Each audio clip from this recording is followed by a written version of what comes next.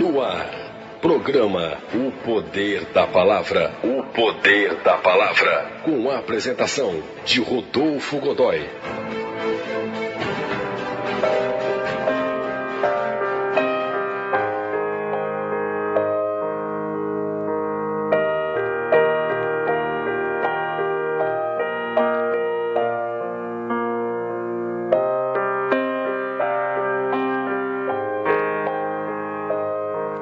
O texto que nós vamos ler está na primeira carta a Timóteo, capítulo 6, do verso de número 6 ao verso de número 10. Diz o texto: Mas é grande ganho a piedade com contentamento, porque nada trouxemos para este mundo, e manifesto é que nada podemos levar dele. Tendo, porém, sustento e com que nos cobrirmos, estejamos com isso contentes. Mas os que querem ser ricos caem em tentação, e em laço, e em muitas concupiscências loucas e nocivas, que submergem os homens na perdição e ruína. Porque o amor do dinheiro é a raiz de toda espécie de males. E nessa cobiça, alguns se desviaram da fé e se transpassaram a si mesmos com muitas dores. Primeira carta de Timóteo, capítulo 6, verso de número 6 ao número 10.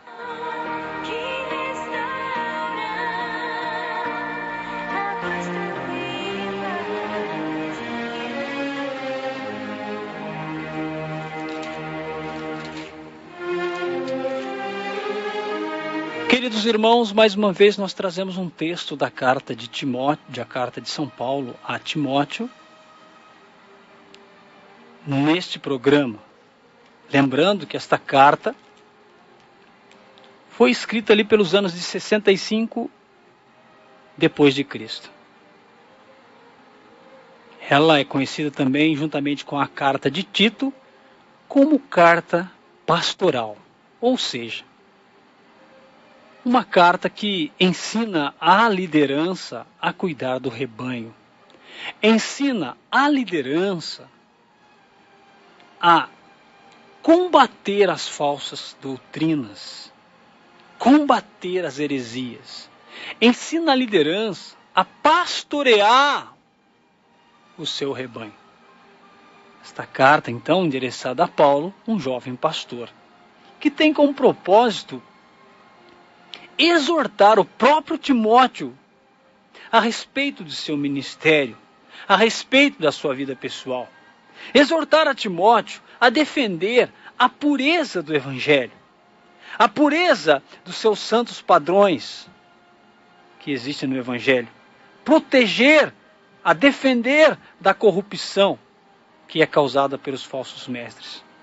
Esta carta também tem o propósito de dar a Timóteo instruções a respeito de vários assuntos e problemas de Éfeso. Queridos irmãos, há alguns temas atrás nós falamos sobre os falsos profetas, a maneira de você combater as falsas profecias, as heresias, é estudando, é tendo conhecimento da Bíblia Sagrada. Hoje nós trazemos um tema também que não está longe daquilo que nós estamos falando há alguns dias. A questão do dinheiro. A questão das finanças da igreja. E esta carta, este trecho que nós lemos, fala exatamente disso. A questão do dinheiro. O elemento, então, importante aqui no versículo 6 é o contentamento. Veja o que diz o versículo 6. É grande ganho a piedade com contentamento. Queridos, a piedade em si, ela traz grande satisfação. Ela é suficiente. O evangelho cristão, ele fornece uma base adequada para o contentamento. Ou seja, essa ideia que formula o lucro, né, a fórmula, a ideia de lucro, em termos espirituais. Essa ideia de lucro com o Evangelho é lucrar espiritualmente. O Evangelho não foi feito para dar lucro financeiro a ninguém, mas um lucro espiritual. Agora, esse texto fornece uma introdução apropriada a respeito do dinheiro, para se discutir sobre o dinheiro. Nós encontramos no versículo 8 uma referência a alimentos e a roupa. Veja, versículo 8. Tendo, porém, sustento e com que nos cobrirmos, estejamos com isso contentes, estejamos com isso satisfeitos. Não há necessidade de querer juntar essas coisas. Se nós temos o que comer e nós temos o que vestir, primeiro, estejamos satisfeitos com isto. E estas palavras ecoam também lá no Evangelho de Mateus. Evangelho de Mateus, no capítulo 6, nos versos 25, 24 e 25. Vamos pegar aqui.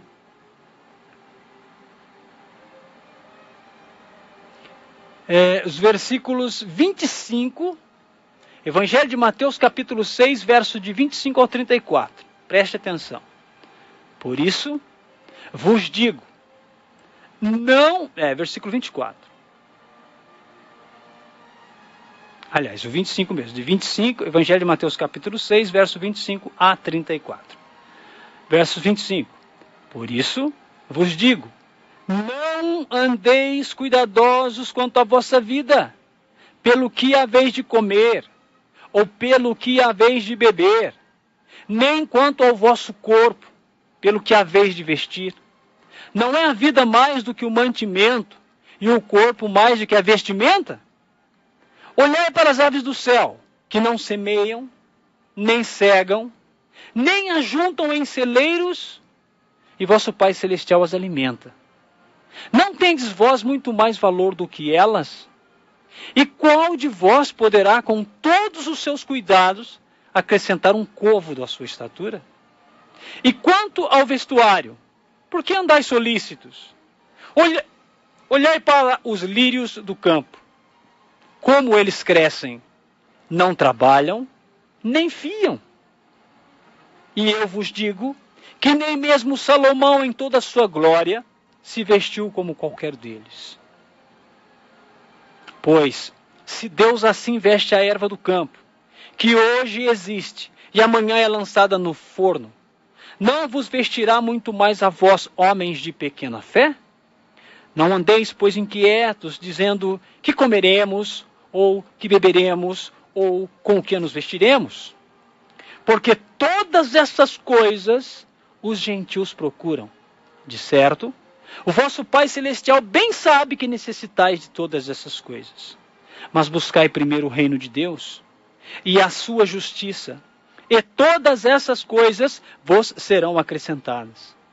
Não vos inquieteis, pois, pelo dia de amanhã, porque o dia de amanhã cuidará de si mesmo. Basta a cada dia o seu mal. Queridos irmãos, nós vamos entender no final desta colocação que o dinheiro, nós precisamos do dinheiro. Mas o dinheiro não pode se tornar o nosso Deus. Não é? Então, este trecho de Mateus, no capítulo 6, do verso 25 a 34, que trata das preocupações da vida, é uma antítese de contentamento. Ou seja, que o dinheiro não se torne para nós um laço. O dinheiro mal administrado, ele não contenta ninguém, ele descontenta e traz problema. As posses, meu querido, materiais, essas posses que nós temos, as coisas que nós temos, elas são consideradas pelo que realmente são. E para isso basta a gente lembrar da sua irrelevância, ou na entrada ou na saída deste mundo. a gente vem sem nada. Você nasce até nu. Você nasce sem nada. E você sai desse mundo sem nada. Veja o que diz o versículo 7 dessa primeira carta de Timóteo, capítulo 6. O versículo 7 diz: porque nada trouxemos para este mundo, e manifesto é que nada podemos levar. É uma tolice quando nós somos escravos do dinheiro. Quando nós somos submissos ao dinheiro. Quando nós somos escravos, quando nós começamos a ficar obcecados pelo dinheiro. E achamos que o dinheiro vai resolver tudo. Que o dinheiro vai facilitar todas as coisas. Que o dinheiro vai dar resposta para tudo. Que o dinheiro vai nos deixar melhor. Na verdade, meus irmãos, nós temos como irmãos e como pessoas resgatadas por Cristo que nos desapegar do dinheiro e aprender a viver daquilo que Deus nos dá, daquilo que Deus nos abençoa. Então as posses materiais, elas são sim consideradas irrelevantes diante da nossa vida. Porque nós viemos sem dinheiro ao mundo. E quando nós formos daqui, vamos deixar tudo para trás. Que interessante, porque o dinheiro é uma causa muito grave, é a causa de muitos problemas hoje em dia. Nós temos um outro texto, nós podemos fazer um paralelo, lá no livro de Jó. No livro de Jó, capítulo 1, verso 21. E o que diz o texto? Nu saí do ventre de minha mãe, e nu tornarei para lá. O Senhor o deu, e o Senhor o tomou. Bendito seja o nome do Senhor. Os textos que nós lemos são claros, meus irmãos. O dinheiro, ele precisa ser bem administrado, porque com ele Deus nos abençoa, que nós vamos trazer o sustento para a nossa casa. O dinheiro, Deus nos abençoa, que nós vamos pagar as nossas contas, vamos ser pessoas honestas. Porque uma das qualidades do cristão é ser honesto. Cristão que não administra a sua vida financeira e é um devedor compulsivo, é uma pessoa que recebe carta de cobrança o tempo todo, é uma pessoa que é conhecido como um nó cego, é uma pessoa que é conhecida na comunidade como um caloteiro. É complicado o cristão que é conhecido como um mal pagador. Ele é mal falado e o testemunho dele não convence, porque as pessoas já sabem que ele é uma pessoa que não é de confiança. O texto é bem claro. Nós precisamos administrar a nossa vida financeira. Diz mais o texto: a busca das riquezas, meu querido, a busca das riquezas traz consigo, ou seja, juntamente com a riqueza, acompanha a tentação, a cilada e muitas concupiscências insensatas. Veja o versículo 9. Mas os que querem ser ricos caem em tentação, e em laço, e em muitas concupiscências loucas e nocivas que submergem os homens na perdição e na ruína. Meus irmãos, o que nós temos visto hoje, o que é? As pessoas matando, as pessoas roubando, por causa das posses, por causa dos bens, a inveja. Eu preciso ter o carro que o irmão tem, eu preciso ter a televisão que o irmão tem, eu preciso ficar com a minha casa igualzinho à casa do irmão. A inveja demanda você querer mais, sempre mais que o outro. E aí entra a questão do dinheiro, para você poder obter coisas valiosas, para se equiparar ao seu irmão, por causa da inveja que muitas vezes nós temos. Entra o dinheiro novamente. Mas o texto está dizendo que nós devemos nos contentar com aquilo que temos. O desejo descontrolado, muitas das vezes, de querer ter, de querer possuir, de querer ser rico, não é? Essas coisas são pecado, meus irmãos. Considerado do ponto de vista de morte, todo o processo de busca das riquezas parece tolo. As consequências de ruína e perdição, perdas irreversíveis, mostram a futilidade da busca das riquezas por si só. Meus queridos irmãos, quando Paulo descreve o amor do dinheiro como a raiz de todos os males, no versículo 10, é importante aqui a gente explicar uma coisa, uma distinção, estabelecer uma distinção entre o dinheiro em si e o amor por ele. Então, como ferramenta, não há nada de errado com o dinheiro. Mas quando se torna o objeto de desejo superior a tudo, aí leva ao mal. Querido, a busca, o amor ao dinheiro é a raiz de todos os males. Talvez você tenha um ótimo emprego e você ganhe muito bem. E você controla as suas finanças, então você tem uma poupança, você tem uma vida boa, uma casa boa, móveis bons, carro bom. Né? Você consegue dar bons estudos para os seus filhos. Isso é pecado? Não, de forma alguma. O pecado é o apego. O pecado é a soberba. O pecado é o amor ao dinheiro. É ter medo de empobrecer. Sabe? É se tornar uma pessoa egoísta, autossuficiente, e achar que você tem mais posses, então você é melhor do que aquele que mora numa casa simples, do que aquele que não tem casa. Você está entendendo? Esta é a raiz do problema.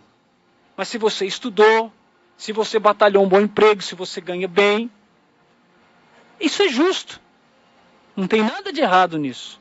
Mas a maneira que nós lidamos com isso pode se tornar um mal. Paulo está orientando os seus líderes a respeito disso. Porque até mesmo dentro, e aí a coisa vai ficar complicada, porque muitas pessoas são pobres, têm uma vida simples. E aí se levantam homens dentro de igreja que diz que se você for fiel ao dízimo, se você ofertar uma quantidade, sei lá, um bem que você tem, Deus vai te abençoar e você vai ter muito dinheiro. Deus vai te abençoar e você vai ficar numa vida bem legal financeiramente. Ou seja, aí há duas questões para a gente conversar. Primeiro, o líder que está na frente de alguma igreja, que tem esse tipo de teologia da prosperidade, ele está totalmente por fora do Evangelho de Cristo. Ele está totalmente alheio à vontade do Senhor. O Evangelho não veio para dar riqueza. O Evangelho não veio para dar estabilidade financeira. O Evangelho não veio para dar prosperidade para ninguém financeiramente.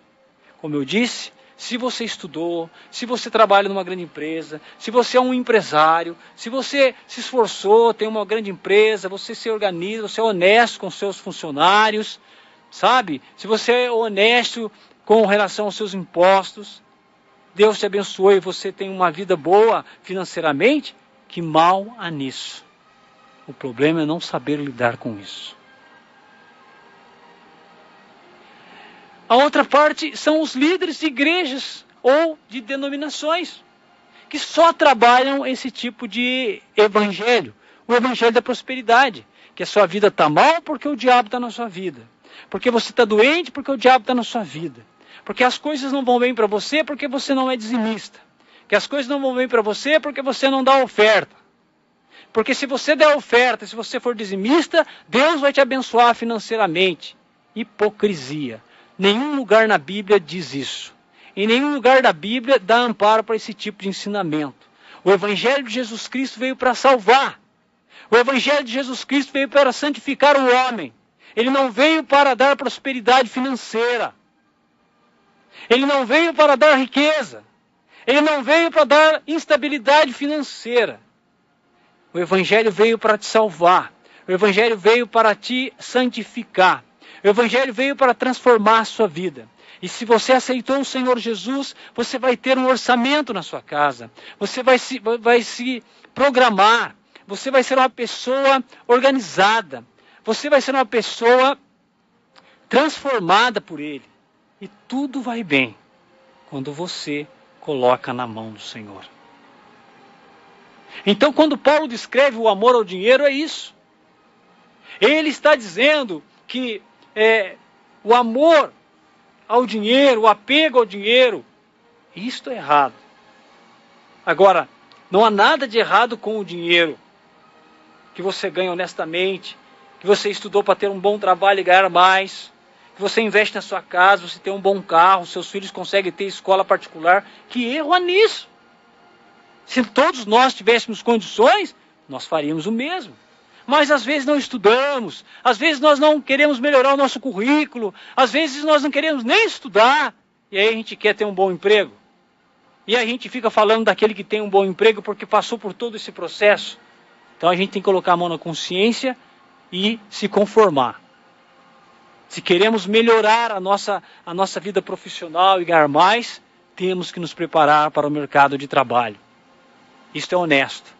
O que é desonesto é você se tornar um líder religioso e começar a trabalhar em cima de campanhas para arrecadar dinheiro.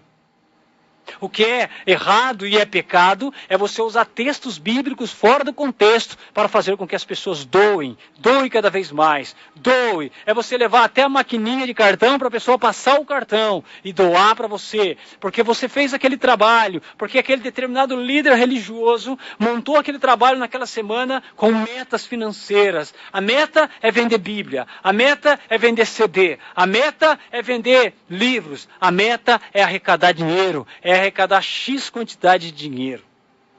Isto soa como uma abominação diante de Deus. Deus não precisa nem do meu nem do seu dinheiro. Ele é Senhor dos senhores. Ele é acima de todas as coisas. O que Ele fala e quer acontece. O Senhor é soberano sobre todas as coisas. Não podemos usar da palavra de Deus para mentir às pessoas. Saiba lidar com a sua vida financeira. Saiba se organizar, pai, mãe, líderes espirituais, departamentos financeiros de igreja, se organizem, sejam transparentes e Deus vai abençoar. Seja transparente, claro, com aqueles que são ofertantes e dizimistas da sua igreja, que Deus vai abençoar.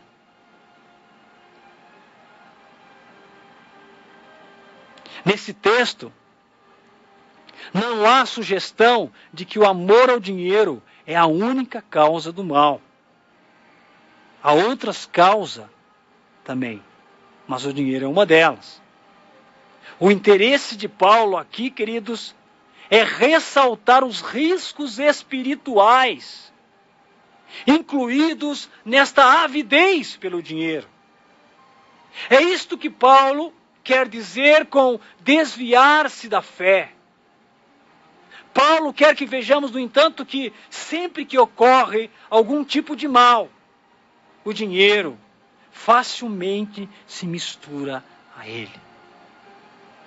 O sexo ilícito se torna um negócio da prostituição. Dinheiro envolvido. Pais de família que trabalham o tempo todo, fazem horas extras e mentem suas esposas e gastam na prostituição. Outros gastam seu dinheiro na droga para ter prazer.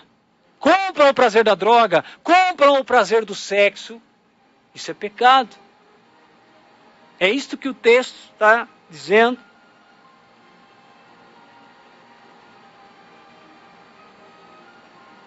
Esse abuso de drogas, por exemplo, é tão fortemente intensificado pelo dinheiro, quanto é pela dependência. Quanto mais dependente, mais dinheiro você usa para obter drogas. Sabe, o amor pelo poder está inevitavelmente ligado ao manejo das riquezas. Porque a corrupção no mundo, nas nações, e no Brasil é alarmante, é assustador. Nas altas esferas da política que rege o nosso país, corrupção. São presidentes que são exonerados dos seus cargos, senadores, governadores, vereadores, senadores, deputados, enfim. Todo mundo, ou uma parcela muito grande, está envolvida naquilo que movimenta o dinheiro da nação. São roubos gigantescos nos cofres públicos. Dinheiro. A falta de Deus e a pessoa se complica. não sabem administrar o dinheiro da nação, o dinheiro das pessoas. Elas não conseguem porque falta Deus. Elas perdem o temor. Então, há essa bola de neve envolvida no dinheiro. Paulo está orientando os seus líderes para que administrem, para que orientem, para que sejam realmente equilibrados, para que sejam claros nesta questão. É significativo que Paulo fale dos afetados por isso, como os que se atormentaram com muitas dores. Então, quando Paulo orienta os seus, ele salienta a importância de uma boa administração financeira. Então, Paulo está falando para líderes que vão trabalhar com pessoas, que sejam honestos, que sejam transparentes, equilibrados, que façam bom uso na parte financeira. Porque o que nós estamos vendo, queridos? Estamos vendo uma geração está obcecada pelo dinheiro. São todos não, mas uma parcela muito grande. E sabe o que é? É sujo. São homens que se dizem homens de Deus, que fazem fortunas com o dinheiro dos fiéis, que trabalham nos seus cultos, nos seus trabalhos, realizados nos seus templos, nas suas igrejas, o tempo todo trabalhando a respeito de dinheiro, a respeito de dar, dê, doe, pague, faça, compre. Só visam dinheiro, não visam almas. Um alerta aqui para você que vai numa igreja que só fala em dinheiro. Eu vou dizer para você, talvez você passe a vida inteira sua nessa denominação e nunca fique rico. E nunca fique bem financeiramente. Sabe por que eu posso afirmar isso para você? Porque o Evangelho, em primeira instância, em segunda instância, o Evangelho em si, ele nunca deu ênfase a isso. O Evangelho não veio para isso. Haja visto, muitos dos primeiros cristãos passavam até mesmo dificuldade, passavam frio, passavam até fome. Eles não tinham com o que comprar. Eles dependiam de doação. Bem diferente do nosso tempo, onde o dinheiro é o Deus. Onde se busca o prazer pelo dinheiro, onde se busca o lucro cada dia mais. As igrejas se tornaram lugares de... como se fosse bolsa de valores. Quantos você dá para isso? Doe para aquilo. Não são todos, queridos meus irmãos, há muitos segmentos, denominações transparentes, boas, razoáveis e temperadas, equilibradas. Mas uma parcela muito grande, é nojento de se ver. Fede, é podre. A maneira com que se trabalha a questão financeira em muitas denominações é podre, cheira mal diante de Deus. Porque usa da palavra para extrair dinheiro das pessoas. Usa da palavra totalmente fora do contexto para extrair as suas metas, atingir as suas metas financeiras. E Paulo alerta. Mas não alerta só pastores. Ele está nos alertando também. Se essa sua denominação visa só dinheiro, se não tem estudo sério da palavra, se a palavra não tem transformado vidas, se a palavra não tem gerado santos no meio de vós, é só prosperidade, é só ganho, é só Deus vai abençoar, é só Deus vai dar, Deus vai restituir, Deus vai prosperar na tua vida, um milagre. Meus irmãos, saia deste tipo de denominação que não prega o evangelho que salva, saia desta denominação que não prega o evangelho que santifica, saia. Já foi o tempo de você engolir todas essas coisas. Eu quero dizer para você, o Evangelho não veio para dar vida próspera para ninguém. O Evangelho de Jesus Cristo, ele não tem como meta deixar as pessoas ricas e instáveis financeiramente. Nunca Jesus disse isso. Veja os textos que nós lemos, se tem o que vestir e o que comer, esteja satisfeito com isso. Se você estudou muito, se você tem um currículo muito bom, e Deus te abençoa de ter um bom emprego, e ter um salário ótimo, quem disse que é errado? Agora eu não posso chegar na frente de um grupo de pessoas e dizer para eles, sabe por que você tem uma vida maldita financeiramente? Porque você não é dizimista. Porque você não doa. Porque você não faz a experiência. Nada disso, meus irmãos. Muitas das vezes, a pessoa é esperta, a pessoa é inteligente, mas não estudou. As grandes empresas, muitas das vezes, elas não valorizam o currículo que não tem nada ali didaticamente.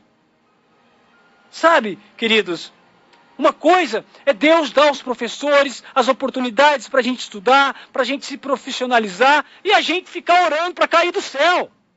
E há muitos fazendo isso. Agora, se você não quer estudar, se você não quer se profissionalizar, então, se Deus te abençoar com um emprego que você vai ganhar um pouco menos, se contente com isso. Você não quis se aprofundar nos estudos, se capacitar. Uma empresa de grande porte não vai te contratar se você não está preparado para uma função que seja melhor remunerado. Isso é tão simples. Agora não adianta ficar correndo na igreja para Deus fazer prosperar a tua vida. Não adianta ficar correndo atrás desses falsos líderes, lobos, que arrancam o pouco que você tem e diz que Deus vai dar 3 vezes maior. Deus não vai te dar. Ele pode, mas não vai te dar, porque o Evangelho não trata dessas coisas do jeito que é falado nesses lugares. Então, se você vai com essa intenção de trocar com Deus, de fazer barganha com Deus, você vai se decepcionar. E é o que tem acontecido com muitas pessoas. Doam, fazem as campanhas, vão lá, compra o tapetinho de ouro, compra o óleo consagrado, compra o sal, compra a camisa do pastor, compra o lenço do pastor, compra isso, vai viajar para Israel, uma viagem não sei quantas vezes, paga tudo aquilo, e Deus vai te abençoar. Sempre com essa promessa, Deus vai prosperar na tua vida, Deus vai te abençoar, Deus vai te dar em dobro, Deus vai te fazer uma pessoa rica, um empresário. Mas isso nunca acontece com você. E você acha que está doando pouco, então você vai dar mais, vai doar mais, mas nunca vai acontecer. Sabe por quê? Porque o Evangelho não trata desta forma as questões financeiras. Leia a Bíblia, meu irmão. Busque referência na Bíblia. Contextualize a Bíblia. Não pegue um texto fora do contexto. Vai chover ouro. Se você não estudou, se você não se profissionalizou, vai cair dinheiro do céu, meu irmão. Ah, para! Que vai aparecer dinheiro na sua conta? Meu irmão, que loucura que é essa que a gente ouve por aí? Que a pessoa orou de madrugada inteira e foi lá na conta, tinha um dinheiro. Não, não é assim. Deus nos capacitou, Deus nos dá oportunidades para a gente aprender mais e batalhar no mercado de trabalho, que está tão difícil batalhar uma coisa melhor. Agora, claro, é muito fácil. Vou na igreja, dou 10 conto, que Deus vai me dar 20. Eu dou 100, que Deus vai me dar 200. Eu dou 200, que Deus vai me dar 400. Mas isso não é uma verdade, mas é a maneira que se trabalha nesses falsos lugares. Nesses lugares onde Deus não tem espaço e simplesmente essas falsas doutrinas. Então, de duas uma, meu irmão. Ou você quer continuar sendo enganado por essas pessoas e acreditar nessas facilidades que se você der 10, Deus vai dar 20. Ou você põe o pezinho no chão, saia desses lugares que fica tirando o seu dinheiro, vá estudar e batalhar um serviço melhor.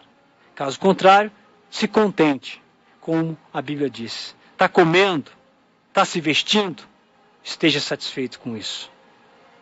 Que o Deus da paz, que o Deus de toda sabedoria, nos oriente nessa questão e em tantas outras, para que possamos viver aqui, para honrar Ele, para que possamos viver para a glória dEle. em nome de Jesus. Amém.